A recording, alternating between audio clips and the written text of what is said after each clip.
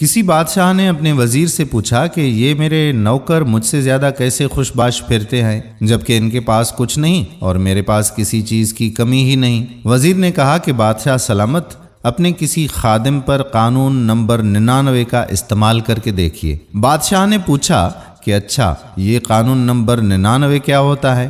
وزیر نے کہا کہ بادشاہ سلامت ایک سراہی میں 99 درہم ڈال کر سراہی پر لکھیے کہ اس میں تمہارے لیے 100 درہم ہدیہ ہے۔ رات کو کسی خادم کے گھر کے دروازے کے سامنے رکھ کر دروازہ کھٹکھٹا کر ادھر ادھر چھپ جائیں اور تماشا دیکھ لیجئے۔ بادشاہ نے یہ تجربہ کرنے کا فیصلہ کیا اور جیسے ہی وزیر نے سمجھایا تھا ویسے ہی کیا۔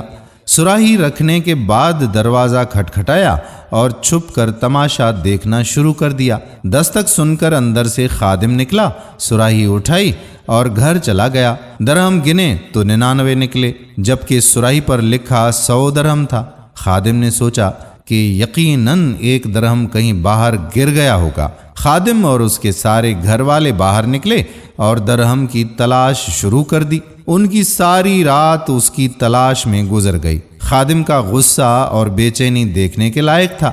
اس نے اپنے بیوی اور بچوں کو سخت سست بھی کہا کیونکہ وہ درہم تلاش کرنے میں ناکام رہے تھے۔ کچھ دیر صبر اور باقی کی رات جھک جھک میں گزر گئی۔ دوسرے دن یہ ملازم محل میں کام کرنے کے لیے گیا تو اس کا مزاج بگڑا ہوا، آنکھوں سے جگراتے، کام سے جھنجھلاہٹ، شکل پر افسردگی عیاں تھی۔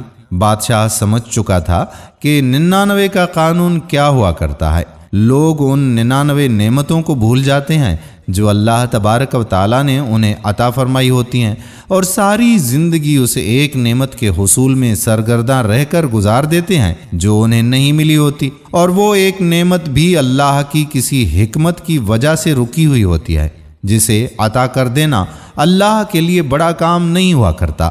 لوگ اپنی اسی ایک منقود نعمت کے لیے سرگرداں رہ کر اپنے پاس موجود 99 نعمتوں کی لذتوں سے محروم مزاجوں کو خراب کر کے جیتے رہتے ہیں۔ حاصل ہونے والی 99 نعمتوں پر اللہ تبارک و تعالیٰ کا احسان منائیے اور ان سے مستفید ہو کر شکر گزار بندے بن کر رہیے۔ نیچے دیے گئے کمنٹ سیکشن میں آپ بھی لکھیے شکر الحمدللہ اور اس ویڈیو کو شیئر کریں تاکہ باقی لوگ بھی شکر ادا کر سکیں۔ انشاءاللہ اس کا اجر و ثواب آپ کو بھی ملے گا اور ہمیں بھی ملے گا۔